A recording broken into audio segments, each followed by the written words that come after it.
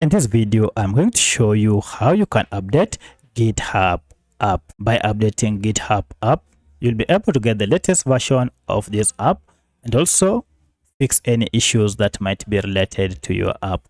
If you found this video helpful, please like and subscribe to this channel. Alright, to update GitHub app, you need to go ahead and find this app either through Google Play Store or App Store. So I'm on Android and therefore I'll go to Play Store here. And then using this search bar, search for the app, or if you can't see this search bar, go ahead and search for your app down below here. Then search for your app by name and then tap on search icon here, and you can see we have our app here. If you tap on it, you can see now you have an update, which means I've been using an outdated version of GitHub.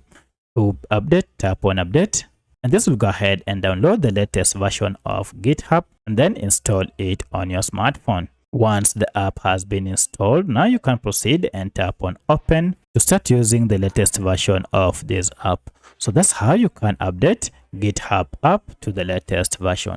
If you have any other question, kindly let me know in the comment section. Otherwise, thanks for watching and let's meet in the next video.